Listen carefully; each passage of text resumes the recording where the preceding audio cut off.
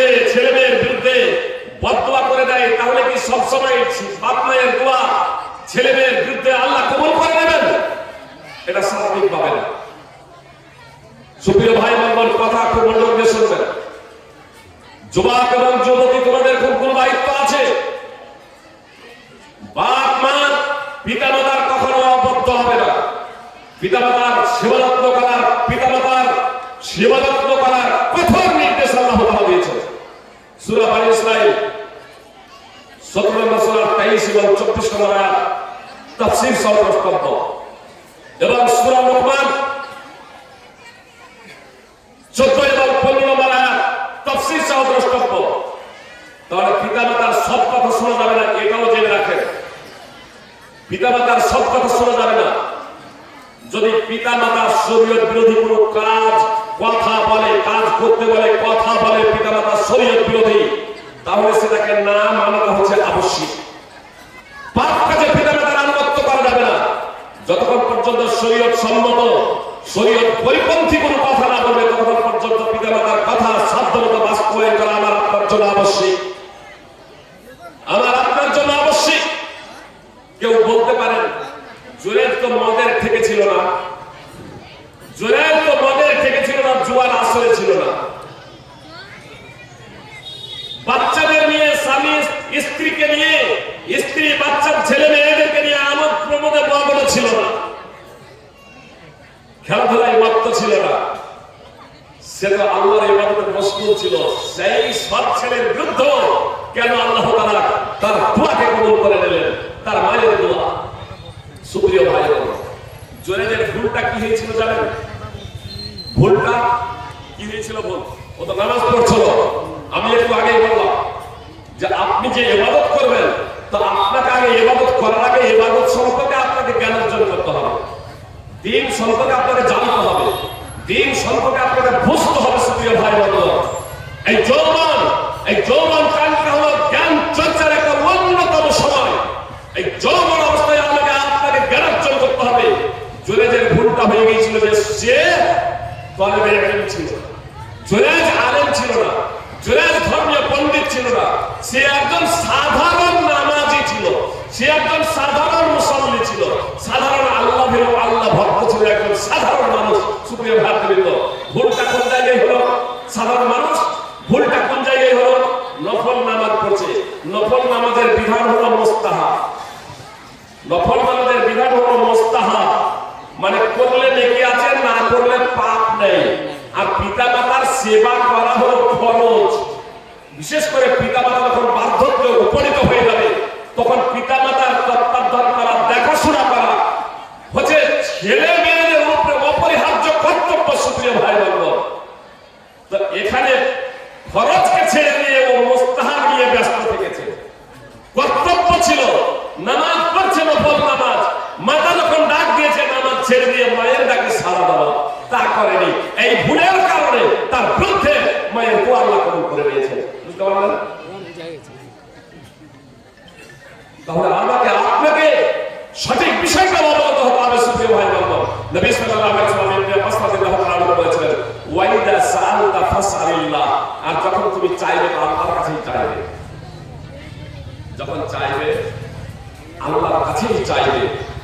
ওয়াইদা সাআলতা ফাসতাইন বিল্লাহ, আর যখন সাহায্য চাইবে, সাহায্য প্রার্থনা করবে, তখন আল্লাহ তাআলার কাছে সাহায্য প্রার্থনা করবে। আমরা আল্লাহর কাছে চাইতে ভুলে গেছি। একটু সমস্যা হচ্ছে, একটু অভাব দেখা দিচ্ছে, আর তৎক্ষণাৎ আমরা লোকের কাছে হাত পাততে শুরু করে দিচ্ছি। ধৈর্য ধরুন, ধৈর্য ধরুন, ধৈর্য ধরুন। জেনে রাখবেন সুপ্রিয় ভাই বোন, ইসলাম হলো একটা স্বচ্ছ এবং পৃথিবীর চূড়ান্ত ধর্ম, বাস্তব এবং সত্য ধর্ম। দারিদ্রতা দূরীকরণের জন্য, গরিবি দূর করার জন্য ইসলামে যে নীতিমালা রয়েছে, ব্যবস্থাপনা রয়েছে, পৃথিবীর আর অন্য কোন ধর্মে এই ব্যবস্থাপনা নেই। পৃথিবীর অন্য কোন ধর্মে আর এই ব্যবস্থাপনা নেই। তারপরও সব থেকে বেশি ভিখারি মুসলমানদের মাঝে, তাই না? কি বলছেন? সব থেকে বেশি ভিখারি, ভিক্ষুক আজকে মুসলমানদের মধ্যে। সচ্ছল অসচ্ছল সর্ব অবস্থায় মানুষ কর্ম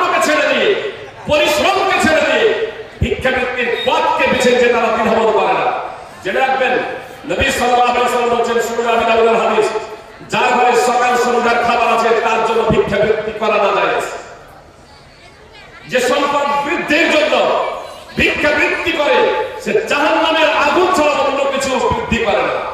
কিয়ামতের দিনে এই ধরনের ব্যক্তির যে সম্পদ বৃদ্ধির জন্য ভিক্ষা বৃদ্ধি করে, কিয়ামতের দিনে তার মুখমণ্ডলে মাংস থাকবে না। সুপ্রিয় ভাই বোন, অতএব সাবধান হয়ে যান। নবী সাল্লাল্লাহু আলাইহি ওয়াসাল্লাম বলেছেন, অভাবান্তর থাকা সত্ত্বেও কেউ যদি হাত না পাতে তো আল্লাহ তাআলা তাকে অভাব মুক্ত করে দেন। আর কেউ যদি অভাব অন্তর থাকা সত্ত্বেও হাত না পাতে তো আল্লাহ তাকে অভাব মুক্ত করে দেন। আর একটু অভাব হলেই কেউ যদি খুব সহজে হাত পেতে দেন তো আল্লাহ তার হাত পাতাটাকে প্রশস্ত করে দেন। বিনা লোভ লালসায় আপনাকে কেউ কোনো কিছু দিচ্ছে, আপনি গ্রহণ করুন। বিনা লোভ লালসায় আপনাকে কেউ দিচ্ছে, আপনি সচ্ছল হন আর অসচ্ছল হন, আপনি গ্রহণ করতে পারেন, কোনো অসুবিধা নেই। তবে অন্তরে আপনি লোভ এবং লালসা আপনি রাখবেন না। আল্লাহর কাছে চান, আল্লাহর কাছে চান। আল্লাহর কাছে আমরা চাইতে ভুলে গেছি। সুপ্রিয় ভাই বোন, আপনার অন্তরে আপনার ভাগ্যে যা কিছু লেখা আছে একটা দানাও কেউ আপনার ভাগ্য থেকে কেটে নিতে পারবে না। আপনি দেখলেন না খুব একটা হাতে খেজুরের থোকা, কিছুক্ষণ পরেই তার মৃত্যু হবে। তার ভাগ্যে যে খেজুর রয়েছে আল্লাহ তাআলা অদৃশ্য থেকে তার কাছে খেজুর পৌঁছে দিয়েছেন। যে সময় মক্কার বাড়িতে কোনো ফল ছিল না সেই সময় খেজুর, তার কারণে এখনো তার দানা আছে, এখনো তার দানা আছে। মুহাম্মদ সাল্লাল্লাহু আলাইহি ওয়াসাল্লাম ইবনে বাসরা রাদিয়াল্লাহু আনহু বলেছিলেন, ওয়া'লাম আন্না উম্মাতা নাবিয়্য তামাআতা আলা আইয়ান ফাওকা বিশাইইন লাম ইয়ানফাউকা ইল্লা বিশাইইন কাদ কাতাবাহু আল্লাহু লাক ওয়া লা ইস্তামাউ আলা আন ইয়াতুরুকা বিশাইইন লাম ইয়াতুরুকা ইল্লা বিশাইইন কাদ কাতাবাহু আল্লাহু আলাইক রুবিয়াতুল আকলাম ওয়া জাফাতিস সুহুব। সুনান তিরমিজি হাদিস নম্বর 2516 মুসনাদ আহমদ হাদিস পেয়েছে।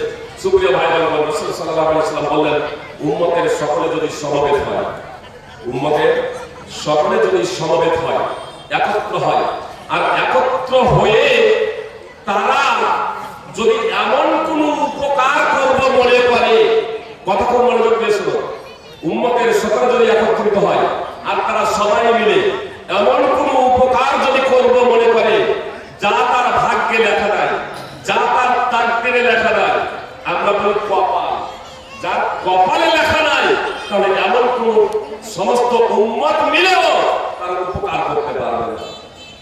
আর উম্মতের সকলে একত্রিত হয়ে যদি কারো কোনো ক্ষতি করব মনে করে যা তার ভাগ্যে লেখা নাই, তাকদীরে লেখা নাই, কপালে লেখা নাই, তাহলে সবাই মিলেও তার কোনো ক্ষতি করতে পারবে না।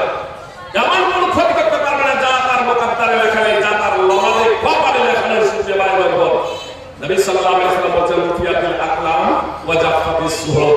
কলম উঠিয়ে নেওয়া হয়েছে, কলম উঠিয়ে নেওয়া হয়েছে, পান্ডুলিপি শুকিয়ে গেছে। আসমান জমির সৃষ্টির আগে, আসমান জমির সৃষ্টির আগে, আকাশ সমূহ এবং পৃথিবী সৃষ্টির 50,000 বছর আগে আল্লাহ তাআলা সৃষ্টির ভাগ্য নির্ধারণ করে রেখেছেন, তাকদীর লিখে রেখেছেন। সুপ্রিয় ভাই বোন, আপনারা এখন সামনে বসে আমার দিকে তাকাবেন, বক্তব্য শুনবেন, আর মাইক্রোফোনে আমি এখন বক্তব্য রাখবো, তো এটাও লেখা আছে, আমি এই কথাটা বলছি এটাও লেখা আছে। কবে জানেন? আমার আপনার শুধু নয়, আকাশ এবং পৃথিবী সৃষ্টি করার 50,000 বছর আগে। ভয় কেন? ভয় কেন? মৃত্যুকে দেখে ভয় কেন? অলসতা কেন? উদাসীনতা কেন? সুপ্রিয় ভাই বোন, ইবনে বাসরা রাদিয়াল্লাহু আনহু বলেন, রাসূল সাল্লাল্লাহু আলাইহি ওয়াসাল্লাম এক ব্যক্তিকে উপদেশ দিতে গিয়ে বলেছিলেন, এক ব্যক্তিকে উপদেশ দিতে গিয়ে রাসূল সাল্লাল্লাহু আলাইহি ওয়াসাল্লাম বলেছিলেন, ইকতানিম খামসান কাবলা খামসিন, 5টি জিনিসের পূর্বে 5টি জিনিসকে গনিমত মনে করো। 5টি জিনিসের পূর্বে 5টি জিনিসকে মূল্যবান মনে করো। সবাবতা কাবলা হারামি, বার্ধক্যের আগে, বার্ধক্য আসার আগে তোমার যৌবন কালকে। বৃদ্ধ যখন হয়ে যাবে তখন তুমি বলবে, যদি যৌবন কাল থাকতো তাহলে আমি দিনের খিদমত করতাম, দিন প্রতিষ্ঠার লক্ষ্য এবং উদ্দেশ্যে সংগ্রাম করতাম। সুপ্রিয় ভাতৃবৃন্দ, আজকে আপনার যৌবন আছে, আজকে আপনার মনের জোর আছে, মনের বল আছে, অবশ্যই আপনি সমাজ থেকে কুসংস্কারের মূল পাঠনের লক্ষ্য এবং উদ্দেশ্যে আজকে আমাদের সমাজ কুসংস্কারে ভরে গিয়েছে। বিয়ে শাদী হয় বাদ্যযন্ত্রে আজকে আমাদের সমাজে পরিপূর্ণ। ভোট আজকে আমাদের সমাজে ক্যান্সারে পরিণত হয়েছে। যুবক তৈরি হন, মডেল সত্তা আপনার তৈরি হয়ে যান। এমন বিয়েতে আমরা অংশগ্রহণ করব না যে বিয়েতে পরের লেনদেন হবে। এমনকি আমাদের আলেমদের তৈরি হয়ে যেতে হবে এমন বিয়ে পড়াবো না যে বিয়েতে পরের লেনদেন হবে। আমরা যদি উলামায়ে কেরাম মডেল সত্তার যুব সমাজ যদি ঐক্যবদ্ধ হয়ে যায়, যুব সমাজ তৈরি হয়ে যায়, আমার বোনদেরকে বলবো যারা পণ্যে বিয়ে করে তাদেরকে না বলবে, বলুন আজীবন কুমারিত্ব বরণ করবো, কিন্তু পণ দিয়ে বিয়ে করবো, পাপাচারে আমরা লিপ্ত হব না। অন্যায় অশ্লীলতার বিরুদ্ধে আমাদের সংগ্রাম করতে হবে। এ সবাই শেষ হয়ে যাবে। যুবক বিশেষ তোমাদের দায়িত্ব এবং কর্তব্য আছে। সমাজের মূলোৎপাট, সমাজের অন্যায় অশ্লীলতাকে দূর করার জন্য যুবকের ভূমিকা অন্যতম। এজন্য এই যুবক সম্প্রদায়কে আমি স্পেশাল ভাবে বলবো যে আপনাদের এই শক্তি অন্যায়ের প্রতিবাদে, আপনাদের এই শক্তি কুসংস্কারের প্রতিবাদে, আপনাদের এই শক্তি শিরক এবং বিদআতের মূলোৎপাটনে আপনারা খরচ করুন, খরচ করুন। বার্ধক্যে যখন এসে যাবে তখন আফসোস করবেন। নবী সাল্লাল্লাহু আলাইহি ওয়াসাল্লাম বলেন, পাঁচটি জিনিসের পূর্বে পাঁচটি জিনিসকে গনিমত মনে করো, মূল্যবান মনে করো, মূল্যায়ন করো। শাবাবাকা কাবলা হারামি, বার্ধক্য আসার আগেই যৌবনকাল। ওয়াসিহাতাকা কাবলা সাকামিক, অসুস্থতার আগে সুস্থতাকে। এখন সুস্থ আছেন, এখন সুস্থ আছেন আপনি, এখন দিনের পথে নিজের সময়টাকে বেশি বেশি ব্যয় করুন, খরচ করুন। সুপ্রিয় ভাতৃবৃন্দ, আপনি বলছেন আচ্ছা বয়স হয়ে যাক, এখনো অনেক সময় আছে। মুহাম্মদ সাল্লাল্লাহু আলাইহি ওয়াসাল্লাম সুপ্রিয় ভাই বোন, তার অগ্র পশ্চাতের গুনামা আর অগ্র পশ্চাতের গুনামা, তারপরেও কতটা ইবাদত করতেন জানেন? আয়েশা রাদিয়াল্লাহু তাআলা আনহা বলছেন, সেই বুখারী মুসলিমের হাদিস, রাসূল সাল্লাল্লাহু আলাইহি ওয়াসাল্লাম দীর্ঘ সময় ধরে কিয়ামুল লাইল করতেন, আর তার জন্য তার পদযুগল ফেটে যেত। হাত্তা তাতাফাত্তারা কাদামা, নবী সাল্লাল্লাহু আলাইহি ওয়াসাল্লামের পদযুগল ফেটে যেত। আয়েশা রাদিয়াল্লাহু তাআলা আনহা বলছেন, আল্লাহ রাসূল আপনার অগ্র পশ্চাতের গুনামা এত কষ্ট করেন কেন? তো নবী সাল্লাল্লাহু আলাইহি ওয়াসাল্লাম বলেন, আফালা উহিব্বু আন আকুনা আবদান শাকুরা, আমি কি আল্লাহ তাআলার কৃতজ্ঞশীল বান্দা হব না? আমি কি আল্লাহ তাআলার কৃতজ্ঞশীল বান্দা হওয়া পছন্দ করব না? অপপশ্চাতের গুনাহ, তারপরে কঠোর পরিশ্রম কেন? সুপ্রিয় ভাই বোন, আসলে জাহান্নামকে তিনি উপলব্ধি করেছিলেন, অন্তঃচক্ষু দিয়ে দেখেছিলেন। সুপ্রিয় ভাই বোন, এই চক্ষুটা মুহাম্মদ সাল্লাল্লাহু আলাইহি ওয়াসাল্লামকে জাহান্নামের ভয়াবহতা দেখানো হয়েছিল, জান্নাতের নিয়ামত রাজি মুহাম্মদ সাল্লাল্লাহু আলাইহি ওয়াসাল্লামকে দেখানো হয়েছিল। মুহাম্মদ সাল্লাল্লাহু আলাইহি ওয়াসাল্লাম আল্লাহ তাআলার পরিচয় সম্পর্কে সবথেকে বেশি অবগত ছিলেন, আর এজন্যই মুহাম্মদ সাল্লাল্লাহু আলাইহি ওয়াসাল্লাম আল্লাহ তাআলাকে সবথেকে বেশি ভয় করতেন, সবথেকে বেশি ইবাদত করতেন। আল্লাহ তাআলা মুহাম্মদ সাল্লাল্লাহু আলাইহি ওয়াসাল্লাম সবথেকে বেশি ইবাদত, যদিও তার অগ্র পশ্চাতের গুনাহ, অগ্র পশ্চাতের গুনাহ, তারপরে ইবাদতের বিন্দু মাত্র শিথিলতা প্রদর্শন করতেন না। সুপ্রিয় ভাই বোন, বাপ ভুলে যেতে দাঁড়িয়ে থেকে দেখে। আর আমি আর আপনি বলছি সময় তো অনেক আছে, সময় তো অনেক আছে। এই সময় যে কবে আপনার হাত থেকে চলে যাবে আপনি বুঝতেই পারবেন না। আপনি অসুস্থ হয়ে যাবেন, অসুস্থ হয়ে যাবেন। কথা মনোযোগ দিয়ে শুনুন, সুস্থ অবস্থায় যদি আপনি দিনে ইসলামকে বাস্তবায়ন করেন সঠিকভাবে, আর তারপরে বার্ধক্য উপনীত হওয়ার পরে যদি অসুস্থ যদি হয়ে যান, আর অসুস্থ অবস্থায় যদি সঠিকভাবে নামাজ আদায় করতে না পারেন, সঠিকভাবে বলতে দাঁড়ানো হচ্ছে ফরজ, কিন্তু আপনি দাঁড়াতে পারছেন না, তো আপনার জন্য দাঁড়ানো অযোগ্য হয়ে গেলে আপনি বসে নামাজ পড়বেন, বসেও পারছেন না তো আপনি শুয়ে নামাজ পড়বেন। যতক্ষণ পর্যন্ত আপনার জ্ঞান আছে পাঁচ ওয়াক্তের নামাজ আপনার জন্য নয়, এই অবস্থায় নামাজ পড়বেন। তো শুয়ে শুয়েও যে আপনি নামাজ পড়বেন, দাঁড়ানো অবস্থায় যেহেতু যৌবনকালে নামাজ আদায় করেছেন, এজন্য শুয়ে অবস্থায় অসুস্থতার কারণে শুয়ে অবস্থায় নামাজ পড়ছেন, বার্ধক্য উপনীত হওয়ার কারণে আপনি শুয়ে নামাজ পড়ছেন, বসে নামাজ পড়ছেন। আপনার এই নামাজটাও আপনার ওই সুস্থ অবস্থায় যৌবনকালের অবস্থায় যে নামাজ আদায় করেছেন তার সমপরিমাণ আপনাকে লিখে দেওয়া হবে। কিন্তু যে বয়স্ক লোকগুলো, বুড়ো বুড়িগুলো যৌবনকালটাকে অপচয় করেছে, দিনের পথে খরচ করেনি, আল্লাহর ইবাদতে কাটায়নি, সেই যুবকগুলো যখন বৃদ্ধ বয়সে উপনীত হয়ে যাবে, তাদের যদি সুযোগ হয় ইবাদত করার, তো তারা যখন ওই বসে যখন নামাজ আদায় করবে, যৌবনকালে যেহেতু ইবাদত করেনি, ওই বসে নামাজ আর দাঁড়িয়ে নামাজের আর নেকি তাদের ভাগ্যে লেখা হবে না, তাদের দপ্তরে, তাদের খাতায়, তাদের আমলনামায় ওই দাঁড়ানোর আর নেকি লেখা হবে না। তার কারণ যৌবনকালে তারা ইবাদত করেনি। যৌবনকালে তারা আল্লাহর পথে নিজের সময়কে ব্যয় করেনি। এখন তারা বুঝতে পারছেন যে অসুস্থতার আগে সুস্থ অবস্থায় ইবাদতের গুরুত্ব কত। ওয়াসিহাত কাবলা সাকামি ও ফারাগাকা কাবলা শুগলি, ব্যস্ততার পূর্বে অবসর। অনেকেই বলে এখন তো যৌবনকাল, এখন উপার্জনের সময়, এখন উপার্জনের সময়। সুপ্রিয় ভাই বোন, অবশ্যই যুবক, তুমি ওই মদের থেকে আর জুয়ার আসরে বসে সময় কাটায়ো না। তোমার উপরে গুরুত্বপূর্ণ দায়িত্ব আছে। ছেলে মেয়েদের তোমার উপরে হক আছে, ছেলে মেয়েদের অধিকার আছে তোমার উপরে, অনুরূপভাবে পিতা মাতার অধিকার আছে তোমার উপরে, স্ত্রীর অধিকার আছে তোমার উপরে, সমাজের অধিকার আছে তোমার উপরে, হক আছে তোমার উপরে। অতএব তোমার উপরে অধিকার মানে তোমার উপরে অনেকের অধিকার আছে, হক আছে, সেই হক তোমাকে আদায় করতে হবে যথাযথভাবে। অতএব তোমার সময় নষ্ট করার সময় নাই। তোমার অবসর কোথায়? তোমার অবসর কোথায়? সুপ্রিয় ভ্রাতৃবৃন্দ, এই যে তোমার যৌবনকাল, এই যৌবনকাল যতটুকু তুমি অবসর ভাবছো, এই অবসরটাকে তুমি ব্যস্ত করে দাও কাজে। আল্লাহর দ্বীন প্রচার প্রসার করবে। তুমি এই সময়টাকে তুমি লাগিয়ে দাও। তুমি ভেবো না যে আমি ওই অবসর হবো তখন আমি কাজ করবো। অবসর নাই, তুমি আরো ব্যস্ত হয়ে পড়বে। আবু হুরায়রা রাদিয়াল্লাহু তাআলা বর্ণনা করেন, রাসূল সাল্লাল্লাহু আলাইহি ওয়াসাল্লাম বলেছেন, আল্লাহ তাআলা বলেছেন, মানে হাদিসে কুদসি, হে আদম সন্তান, তাফাররাগ লিল ইবাদাতি, আমার ইবাদতের জন্য সময় বের করো, আমার ইবাদতের জন্য সময় বের করো। আগুনা সাফরাকা গেনা ওয়া আসুত্তা ফাকরা, যদি আমার ইবাদতের জন্য সময় বের করো তাহলে আমি তোমার অন্তরকে অভাবমুক্ত করে দেব, তোমার অন্তরকে অভাবমুক্ত করে দেব, তোমার অভাব অনটন দূর করে দেব।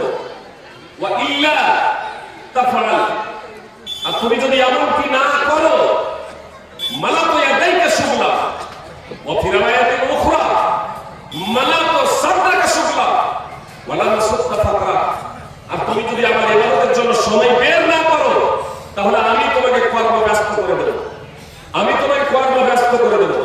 একটি বলে আছে, আমি তোমার অন্তরে টেনশন ভরে দেব, তোমার অভাব অনটন দূর করবো না। কোটি কোটি সম্পদের মালিক হলেই সে অভাব মুক্ত, অভাব মুক্ত, টেনশন মুক্ত, এটা ভাববেন না। বিজয় মাল্য থেকে নিয়ে ললিত মোদী এরা দেশ ছেড়ে পাওয়া না। জি, কোটি কোটি সম্পদ হওয়া সত্ত্বেও হয়তো না। গতকালকে এক জায়গায় যাচ্ছিলাম ট্রেনে, ও বলছে আমি বিয়ে শাদী করে লক্ষ লক্ষ টাকা উপার্জন করে আমার অর্থের কোনো সমস্যা নেই।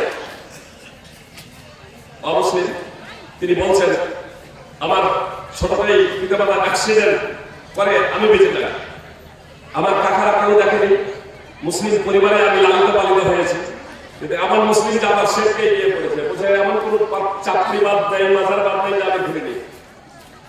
বলছে পাথর চাকরি এগুলো তো আছেই, দিল্লি আজমির শরীফ সেখানেও অনেকবার গিয়েছি। পরিশেষে বলতে বলতে বলছে আমার তো অনেক সম্পদ, যে মুসলিম পরিবারে আমি লালিত পালিত হয়েছি তাদের জন্য আমি অনেক কিছু করেছি, আরো তাদেরকে অনেক দেব, তাদেরকে অনেক কিছু দেব। আর শেষ জীবনে আমি মনে মনে ভেবেছি আমি আত্মহত্যা করব। আল্লাহ বলছেন ইবাদতের জন্য সময় বের করো, তাহলে আমি তোমার অন্তরকে অভাব মুক্ত করে দেব, তোমার অভাব অনটন দূর করে দেব। আর এমনকি যদি না হয় তাহলে আমি তোমাকে কর্মব্যস্ত করে দেব, কর্মব্যস্ত করে দেব, তোমার অন্তরে টেনশন ভরে দেব, তোমার অভাব অনটন দূর করবো না। কোটি কোটি সম্পদের মালিক অথচ সে অভাবমুক্ত নয়, টেনশনে জর্জরিত। আপনি যদি অভাবমুক্ত ভাবে জীবনযাপন করতে চান তাহলে আল্লাহর ইবাদতে মগ্ন হয়ে যান। আজকে স্বামী স্ত্রী একটা পরিবারের ঝগড়া অব্যাহত ধারায় ঝগড়া লেগেই চলেছে। কেন? নামাজ পড়বে না, রোজা রাখবে না, আল্লাহর ইবাদতে মশগুল হবে না, ঝামেলা হবে না। সুপ্রিয় ভাই বোনেরা, কথা মনোযোগ দিয়ে শুনুন। আপনি নামাজ ধরেন, তারপর দেখুন যে আপনার পরিবারে ঝগড়া হচ্ছে কিনা। মুন্নি সাহেব কত টাকা বেতন পায় দেখেছেন? মুন্নি সাহেব আর স্ত্রীর সাথে ঝগড়া হয় দেখেছেন? যে দেখেছেন মুন্নি সাহেব আত্মহত্যা করে? কোটি কোটি সম্পদের মালিক আত্মহত্যা করছে, মাস্টার, ডাক্তার, ইঞ্জিনিয়ার, ব্যারিস্টার আত্মহত্যা করছে। মুন্নি সাহেব কেন আত্মহত্যা করে? বুঝতে পারছেন না? এই ইসলামকে যথাযথভাবে বুঝুক আর না বুঝুক, কিন্তু জনসাধারণ থেকে বেশি বুঝে, এদের থেকে বেশি তারা কোরআন তেলাওয়াত করে, কোরআন অধ্যয়ন করে, আত্মার যে খাদ্য সেবা পেয়ে যায়, যে কারণে তারা মানসিক দিক থেকে সুস্থ থাকে। আল্লাহ নিজেই বলছেন আমার ইবাদতে মগ্ন হয়ে যাও, আমি তোমার অন্তরকে ধনী করে দেবো, আমি তোমার অভাব অনটন দূর করে দেবো, আর এমনকি যদি না হয় তোমার অন্তরে আমি টেনশন ভরে দেবো, তোমার অভাব অনটন দূর করবো না। 10 কোটি আছে, বিলিয়ন বিলিয়ন ডলার আছে, আরো বেশি ইয়ে করার জন্য আপনার অন্তর সর্বদা ব্যস্ত, চিন্তিত, টেনশন যুক্ত, টেনশন মুক্ত আপনি হতে পারবেন মৃত্যুর আগে পর্যন্ত, যদি আপনি আল্লাহর ইবাদতে মগ্ন না হন। মুহাম্মদ সাল্লাল্লাহু আলাইহি ওয়াসাল্লাম বললেন যে তোমার ব্যস্ততার আগে তুমি তোমার অবসরকে তুমি কাজে লাগাও। ওয়া হায়াতাকা ক্বাবলা মাউতিক, ওয়া হায়াতাকা ক্বাবলা মাউতিক, তোমার মৃত্যুর পূর্বে তোমার জীবনকে। এখন আমরা বলে যাই যে কোনো মুহূর্তে আমাদের মৃত্যু আসতে পারে। গত কয়েকদিন আগে উমরা করতে গিয়েছিলাম আমাদের হায়দ্রাবাদে, 3টা প্রজন্ম, একটা পরিবারের 18 জন উমরা করতে গিয়েছেন। সুস্থ মানুষ না অসুস্থ? সুস্থ। 3টা প্রজন্ম, একটা পরিবার।